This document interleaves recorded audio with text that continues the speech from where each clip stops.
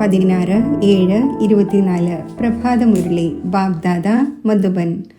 ബാബ പറയുന്നു, മധുരമായ കുട്ടികളെ, ഡ്രാമയുടെ യഥാർത്ഥ നോളജിലൂടെ തന്നെയാണ് നിങ്ങൾക്ക് അചഞ്ചലവും സ്ഥിരവും ഏകരസവുമായിരിക്കാൻ സാധിക്കുന്നത്. മായയുടെ കൊടുങ്കാറ്റിന് നിങ്ങളെ കുലുക്കുവാൻ സാധിക്കില്ല. ചോദ്യം: ദേവതമാരുടെ മുഖ്യമായ ഏതൊരു ഗുണം കുട്ടികളായ നിങ്ങളിൽ സദാ കാണപ്പെടേണ്ടതാണ്? ഉത്തരം: ഹർഷിതമായിരിക്കുന്നത്. ദേവതമാരെ സദാ പുഞ്ചിരിയോടെയും ഹർഷിതമായും കാണിക്കുന്നു. ഇതേപോലെ കുട്ടികളായ നിങ്ങൾക്കും സദാ ഹർഷിതമായിരിക്കേണ്ടതുണ്ട്. ഏതൊരു കാര്യമുണ്ടായാലും പുഞ്ചിരിച്ചുകൊണ്ടിരിക്കൂ. ഒരിക്കലും വിഷമമോ ദേഷ്യമോ വരാൻ പാടില്ല. ഏതുപോലെ ബാബ നിങ്ങൾക്ക് റൈറ്റിൻ്റെയും റോങ്ങിൻ്റെയും അറിവ് നൽകുന്നു. ഒരിക്കലും ദേഷ്യപ്പെടുന്നില്ല, വിഷമിക്കുന്നില്ല. അതേപോലെ കുട്ടികളായ നിങ്ങളും വിഷമിക്കുവാൻ പാടില്ല. ഓം ശാന്തി. പരിധിയില്ലാത്ത കുട്ടികൾക്ക് പരിധിയില്ലാത്ത ബാബ മനസ്സിലാക്കിച്ചു തരുന്നു. ലൗകിക പിതാവ് ഇങ്ങനെ പറയുകയില്ല. അദ്ദേഹത്തിന് ഒരുപക്ഷെ 5-7 കുട്ടികളുണ്ടായിരിക്കും. ഇതാണെങ്കിൽ ഏതെല്ലാം ആത്മാക്കളുണ്ടോ പരസ്പരം ബ്രദേഴ്സാണ്. അവർക്കേവർക്കും തീർച്ചയായും പിതാവുണ്ടാകും. നമ്മളെല്ലാം സഹോദരന്മാരാണ് എന്ന് പറയുകയും ചെയ്യുന്നു. എല്ലാവരെക്കുറിച്ചും ഇങ്ങനെ പറയുന്നു. ആരെല്ലാം വരുമോ അവരെക്കുറിച്ച് പറയും, നമ്മൾ സഹോദരന്മാരാണ്. ഡ്രാമയിൽ എല്ലാവരും ബന്ധിക്കപ്പെട്ടിരിക്കുന്നു. അതിനെ ആരും അറിയുന്നില്ല. ഇത് അറിയാതിരിക്കുന്നതും ഡ്രാമയിൽ അടങ്ങിയതാണ്. അത് ബാബ വന്ന് കേൾപ്പിക്കുന്നു. കഥകളും മറ്റും എപ്പോഴാണോ ഇരുന്ന് കേൾപ്പിക്കുന്നത്, അപ്പോൾ പരംപിത പരമാത്മായ നമഃ എന്ന് പറയുന്നു. അപ്പോൾ ആ ഒന്ന് ആരാണ്? ഇതറിയുന്നില്ല. ബ്രഹ്മ ദേവത, വിഷ്ണു ദേവത, ശങ്കര ദേവത എന്ന് പറയുന്നു. എന്നാൽ അറിവോടെയല്ല പറയുന്നത്. ബ്രഹ്മാവിനെ വാസ്തവത്തിൽ ദേവത എന്ന് പറയില്ല. വിഷ്ണുവിനെ ദേവത എന്ന് പറയുന്നു. ബ്രഹ്മാവിനെ കുറിച്ച് ആർക്കും അറിയില്ല. വിഷ്ണു ദേവത എന്നത് ശരിയായതാണ്. ശങ്കരനാണെങ്കിൽ പാർട്ടൊന്നുമില്ല. ശങ്കറിൻ്റെ ബയോഗ്രഫിയുമില്ല. ശിവബാബയുടെ ബയോഗ്രഫി ഉണ്ട്.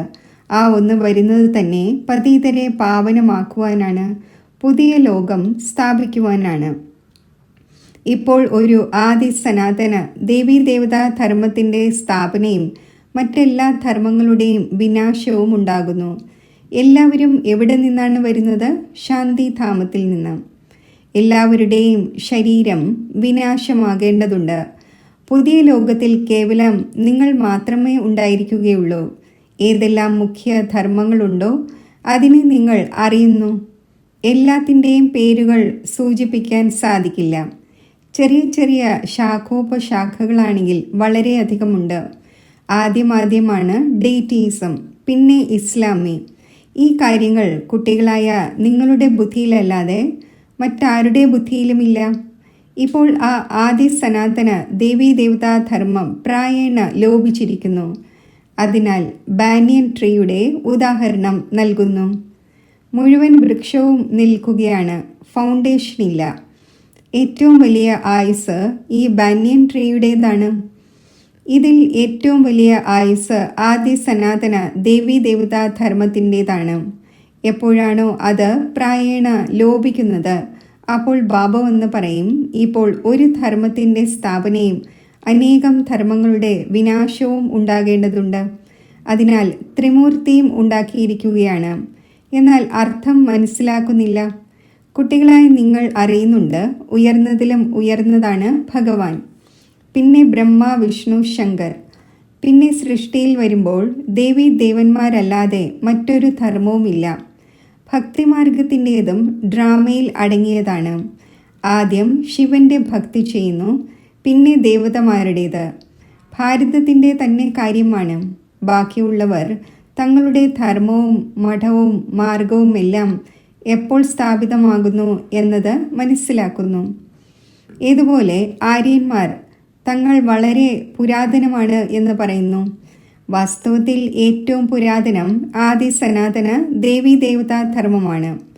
നിങ്ങൾ വൃക്ഷത്തിന്മേൽ മനസ്സിലാക്കിച്ചു കൊടുക്കുമ്പോൾ സ്വയവും മനസ്സിലാക്കും, നമ്മുടെ ധർമ്മം ഇന്ന സമയത്താണ് വരുന്നത്. എല്ലാവർക്കും അനാദി അവിനാശി പാർട്ട് ലഭിച്ചിട്ടുണ്ട്. അത് അഭിനയിക്കേണ്ടതുണ്ട്. ഇതിൽ ആരുടെയും കുറ്റമോ തെറ്റോ പറയാൻ സാധിക്കില്ല. പാപാത്മാവ് എന്തുകൊണ്ടായി എന്നത് കേവലം മനസ്സിലാക്കിച്ചു തരുന്നു. മനുഷ്യർ പറയും, നമ്മൾ ഏവരും പരിധിയില്ലാത്ത ബാബയുടെ കുട്ടികളാണ്. പിന്നെ എല്ലാ ബ്രദേഴ്സും എന്തുകൊണ്ട് സത്യയുഗത്തിലില്ല? പക്ഷേ ഡ്രാമയിൽ പാർട്ടേ ഇല്ല. ഈ അനാദിയായ ഡ്രാമ ഉണ്ടാക്കപ്പെട്ടതാണ്. ഇതിൽ നിശ്ചയം വയ്ക്കൂ. മറ്റൊരു കാര്യവും പറയേണ്ടതില്ല. ചക്രവും കാണിച്ചിട്ടുണ്ട്, എങ്ങനെയാണ് ഇത് തിരിയുന്നതെന്ന്. കൽപ്പവൃക്ഷത്തിൻ്റെയും ചിത്രമുണ്ട്. എന്നാൽ ഇതിൻ്റെ ആയുസ് എത്രയാണ് എന്നാരും അറിയുന്നില്ല. ബാബ ആരെയും നിന്ദിക്കുന്നില്ല. ഇത് മനസ്സിലാക്കിച്ചു തരികയാണ്. നിങ്ങൾക്കും മനസ്സിലാക്കിച്ചു തരുന്നു. നിങ്ങൾ എത്ര പാവനമായിരുന്നു, ഇപ്പോൾ പതീതമായിരിക്കുന്നു.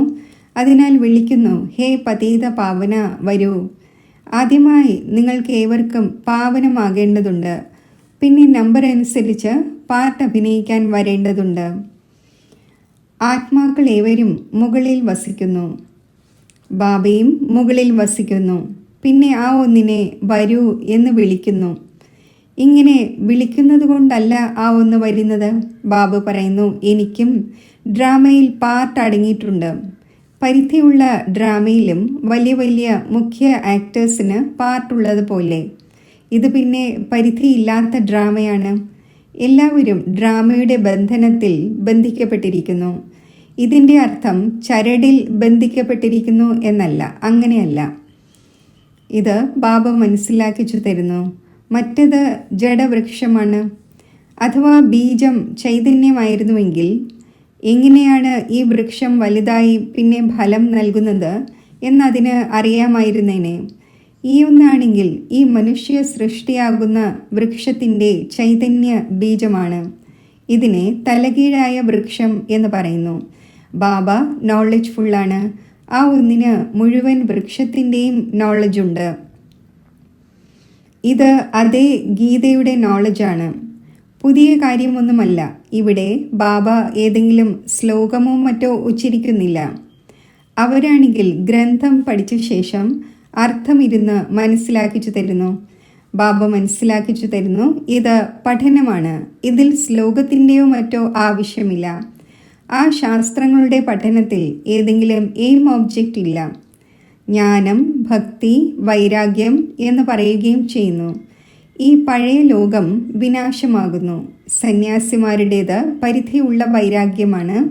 നിങ്ങളുടേത് പരിധിയില്ലാത്ത വൈരാഗ്യമാണ്. ശങ്കരാചാര്യർ വരുമ്പോൾ അദ്ദേഹം ഇരുന്ന് വീടിനോടും കുടുംബത്തോടുമുള്ള വൈരാഗ്യം പഠിപ്പിക്കുന്നു. അവരും തുടക്കത്തിൽ ശാസ്ത്രങ്ങളോ മറ്റോ പഠിപ്പിക്കുന്നില്ല. എപ്പോഴാണോ വളരെയധികം അഭിവൃദ്ധി ഉണ്ടാകുന്നത് അപ്പോഴാണ് ശാസ്ത്രങ്ങൾ ഉണ്ടാക്കാൻ ആരംഭിക്കുന്നത്. ആദ്യം ധർമ്മം സ്ഥാപിക്കുന്ന ഒരാൾ മാത്രമാണ് ഉണ്ടായിരിക്കുന്നത്. പിന്നെ പതുക്കെ പതുക്കെ അഭിവൃദ്ധി പ്രാപിക്കുന്നു. ഇതും മനസ്സിലാക്കേണ്ടതാണ്. സൃഷ്ടിയിൽ ആദ്യം ഏതൊരു ധർമ്മമാണ് ഉണ്ടായിരുന്നത്? ഇപ്പോഴാണെങ്കിൽ അനേകം ധർമ്മമുണ്ട്.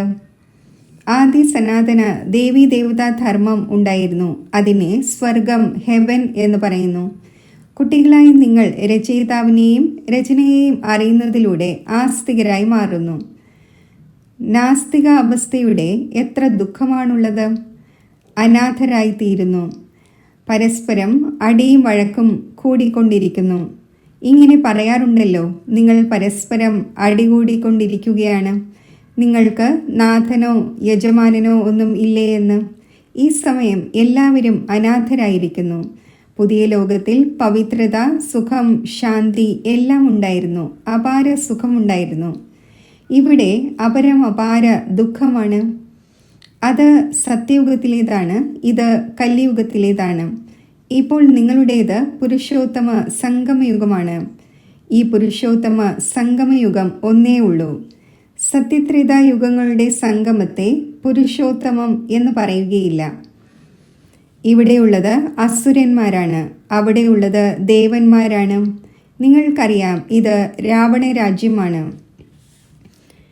രാവണന്റെ മേൽ കഴുതയുടെ ശിരസ് കാണിക്കുന്നു. കഴുതയെ എത്ര തന്നെ വൃത്തിയാക്കി അതിൻ്റെ മേൽ വസ്ത്രം വച്ചാലും കഴുത പിന്നെയും മണ്ണിൽ കിടന്ന് വസ്ത്രം കേടാക്കും. ബാബ നിങ്ങളുടെ വസ്ത്രത്തെ ശുദ്ധവും പുഷ്പം പോലെയും ആക്കുന്നു. പിന്നെ രാവണ രാജ്യത്തിൽ അഴുക്കു പുരണ്ട് അപവിത്രമാകുന്നു. ആത്മാവും ശരീരവും രണ്ടും അപവിത്രമാകുന്നു.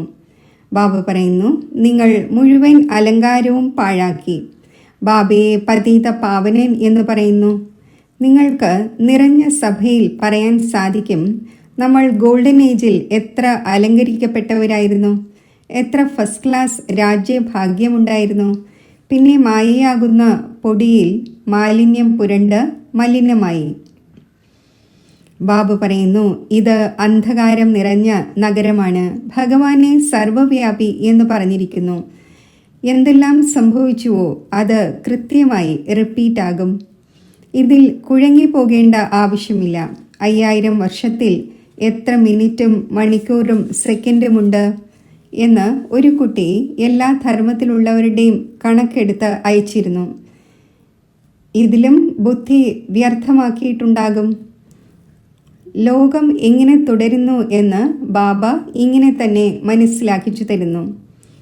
പ്രജാപിത ബ്രഹ്മാവാണ് ഗ്രേറ്റ് ഗ്രേറ്റ് ഗ്രാൻഡ് ഫാദർ. ആ ഒന്നിൻ്റെ ഓക്കുപേഷൻ ആരും അറിയുന്നില്ല. വിരാട് രൂപം ഉണ്ടാക്കിയിട്ടുണ്ട്. അപ്പോൾ പ്രജാപിത ബ്രഹ്മാവിനെയും ഒഴിവാക്കി. ബാബയെയും ബ്രാഹ്മണരെയും യഥാർത്ഥ രീതിയിൽ അറിയുന്നില്ല. അദ്ദേഹത്തെ ആദിദേവൻ എന്ന് പറയുകയും ചെയ്യുന്നു. ബാബ മനസ്സിലാക്കിച്ചു തരുന്നു, ഞാൻ ഈ വൃക്ഷത്തിൻ്റെ ചൈതന്യ ബീജരൂപമാണ്. ഇത് തലകീഴായ വൃക്ഷമാണ്. ബാബ സത്യമാണ്, ചൈതന്യമാണ്, ജ്ഞാനത്തിൻ്റെ സാഗരമാണ്. ആ ഒന്നിൻ്റെ തന്നെ മഹിമയാണ് പാടപ്പെടുന്നത്. ആത്മാവില്ലെങ്കിൽ ചലിക്കുവാൻ പോലും സാധിക്കില്ല. ഗർഭത്തിലും 5-6 മാസത്തിന് ശേഷമാണ് ആത്മാവ് പ്രവേശിക്കുന്നത്. ഡ്രാമയിൽ ഇതും ഉണ്ടാക്കപ്പെട്ടിരിക്കുന്നു. പിന്നെ ആത്മാവ് പുറത്തു പോകുമ്പോൾ അവസാനിച്ചു. ആത്മാവ് അവിനാശിയാണ്. അത് പാർട്ട് അഭിനയിക്കുന്നു. ഇത് ബാബ വന്ന് റിയലൈസ് ചെയ്യിക്കുന്നു. ആത്മാവ് ഇത്രയും ചെറിയ ബിന്ദുവാണ്. അതിൽ അവിനാശി പാർട്ട് നിറഞ്ഞിരിക്കുകയാണ്. പരമപിതാവും ആത്മാവാണ്. ആ ഒന്നിനെ ജ്ഞാനത്തിൻ്റെ സാഗരം എന്ന് പറയുന്നു. ആ ഒന്ന് ആത്മാവിൻ്റെ റിയലൈസേഷൻ ചെയ്യിക്കുന്നു. അവരാണെങ്കിൽ കേവലം പറയുന്നു, പരമാത്മാവ് സർവശക്തിവാനാണ്, 1000 സൂര്യന്മാരെക്കാൾ തേജോമയമാണ് എന്നെല്ലാം. പക്ഷേ ഒന്നും മനസ്സിലാക്കുന്നില്ല. ബാബു പറയുന്നു, ഇതെല്ലാം ഭക്തിമാർഗത്തിൽ വർണ്ണിക്കപ്പെട്ടതാണ്, ശാസ്ത്രങ്ങളിൽ എഴുതിയിരിക്കുകയും ചെയ്യുന്നു. അർജുനന് സാക്ഷാത്കാരമുണ്ടായി. അപ്പോൾ പറയുന്നു, ഇത്രയും തേജസ് എനിക്ക് സഹിക്കാൻ സാധിക്കുന്നില്ല. അപ്പോൾ ആ കാര്യം മനുഷ്യരുടെ ബുദ്ധിയിലിരിക്കുകയാണ്. ഇത്രയും തേജോമയമായത് ആരുടെയെങ്കിലും ഉള്ളിൽ പ്രവേശിക്കുകയാണെങ്കിൽ തകർന്നു പോയേനെ. ജ്ഞാനം ഇല്ലല്ലോ. അപ്പോൾ വിചാരിക്കുന്നു, പരമാത്മാവ് 1000 സൂര്യനേക്കാൾ തേജോമയമാണ്. നമുക്ക് ആ ഒന്നിൻ്റെ സാക്ഷാത്കാരം വേണം. ഭക്തിയുടെ ഭാവനയുണ്ടെങ്കിൽ അവർക്ക് ആ സാക്ഷാത്കാരവും ഉണ്ടാകുന്നു. തുടക്കത്തിൽ നിങ്ങളുടെ അടുക്കലും ഇങ്ങനെ ധാരാളം സാക്ഷാത്കാരങ്ങൾ കാണപ്പെട്ടിരുന്നു. കണ്ണുകൾ ചുമക്കുമായിരുന്നു. സാക്ഷാത്കാരം കണ്ടു. പിന്നെ ഇന്ന് അവർ എവിടെ? മറ്റേതെല്ലാം ഭക്തിമാർഗത്തിൻ്റെ കാര്യങ്ങളാണ്. ഇത് മുഴുവനും ബാബ മനസ്സിലാക്കിച്ചു തരുന്നു. ഇതിൽ ഗ്ലാനിയുടെ ഒരു കാര്യവുമില്ല. കുട്ടികൾ സദാ ഹർഷിതമായിരിക്കണം. ഈ ഡ്രാമ ഉണ്ടാക്കപ്പെട്ടതാണ്. എന്നെ ഇത്രയും അധിക്ഷേപിക്കുന്നു. പിന്നെ ഞാൻ എന്താണ് ചെയ്യുന്നത്? ദേഷ്യം വരുന്നുണ്ടോ? ഡ്രാമയനുസരിച്ച് ഇവരെല്ലാം ഭക്തിമാർഗത്തിൽ കുടുങ്ങിയിരിക്കുകയാണ് എന്ന് മനസ്സിലാക്കുന്നു. അത് അതൃപ്തമാകുന്നതിൻ്റെ കാര്യമേയില്ല. ഡ്രാമ ഇങ്ങനെ ഉണ്ടാക്കപ്പെട്ടതാണ്. സ്നേഹത്തോടെ വിശദീകരണം നൽകേണ്ടതുണ്ട്. പാവങ്ങൾ അജ്ഞാന അന്ധകാരത്തിൽ കിടക്കുകയാണ്, മനസ്സിലാക്കുന്നില്ല. അപ്പോൾ ദയവും ഉണ്ടാകുന്നു. സദാ പുഞ്ചിരിച്ചുകൊണ്ടേയിരിക്കണം. ഈ പാവങ്ങൾക്ക് സ്വർഗത്തിൻ്റെ കവാടത്തിൽ വരാൻ സാധിക്കില്ല. ഇവരെല്ലാം ശാന്തിധാമത്തിൽ പോകുന്നവരാണ്. എല്ലാവരും ആഗ്രഹിക്കുന്നതും ശാന്തി തന്നെയാണ്.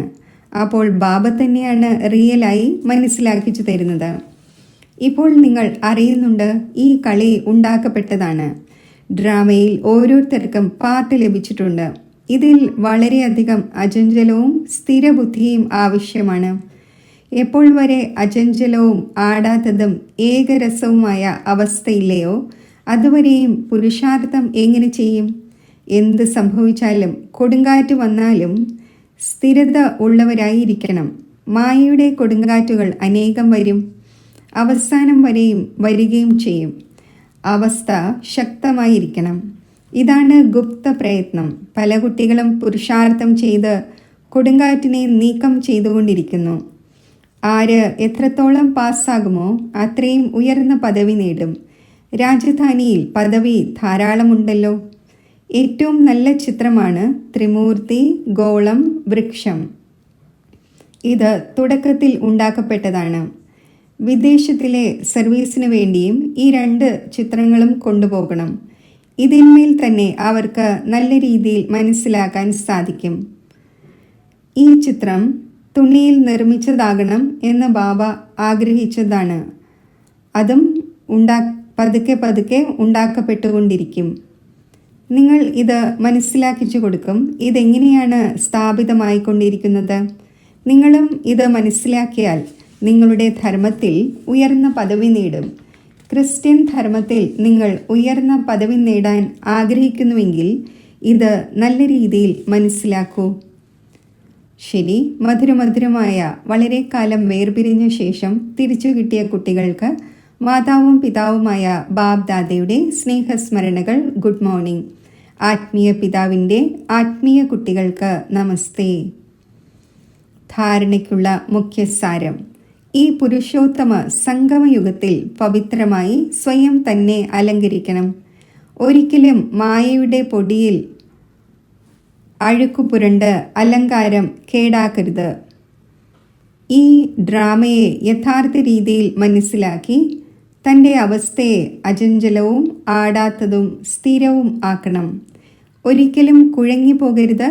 സദാ ഹർഷിതമായിരിക്കണം.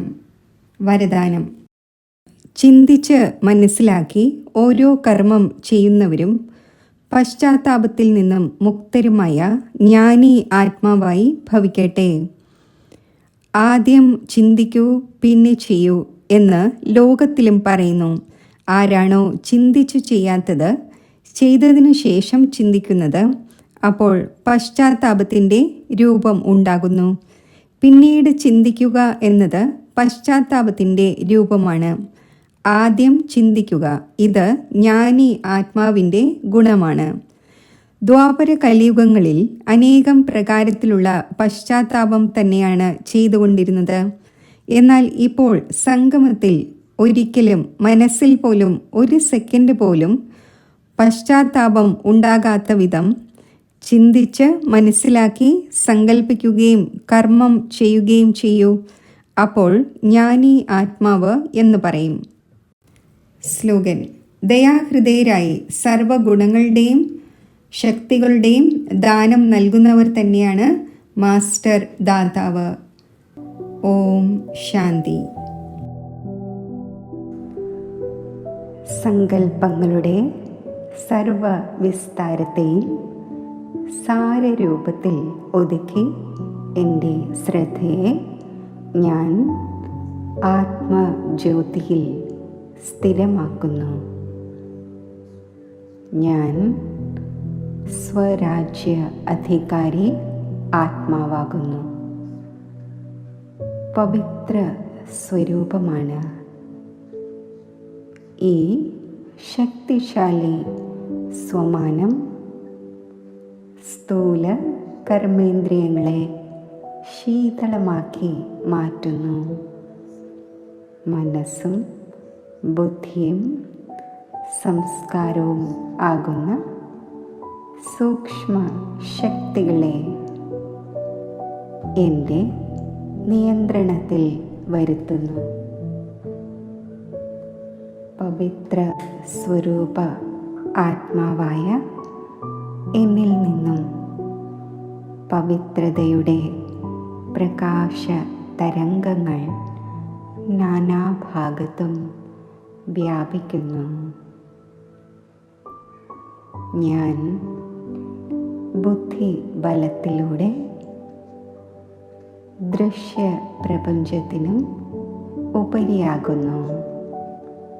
സ്വർണ്ണ ചുവന്ന പ്രകാശം സർവത്ര വ്യാപിച്ചിരിക്കുന്ന എൻ്റെ മധുരമായ ഗ്രഹത്തിൽ, നിരാകാരി ലോകത്തിൽ, നിരാകാരനായ പരമാത്മാവിൻ്റെ സമീപം, നിരാകാര സ്വരൂപത്തിൽ സ്ഥിതി ചെയ്യുന്നു. പരമാത്മാവിൻ്റെ ദിവ്യവും തേജസ്വിയുമായ സ്വരൂപത്തിൽ മനസ്സും ബുദ്ധിയും ഏകാഗ്രമാക്കുമ്പോൾ പരമാത്മാവിൽ നിന്നും ഒരു പ്രകാശധാരയായി പ്രവഹിക്കുന്ന സമസ്ത ശക്തികളും ഗുണങ്ങളും ആത്മാവിൽ നിറയുന്നു. ഈ ദിവ്യ അലൗകിക ഈശ്വരീയ സംഘത്തിലൂടെ പ്രാപ്തമായ ശക്തി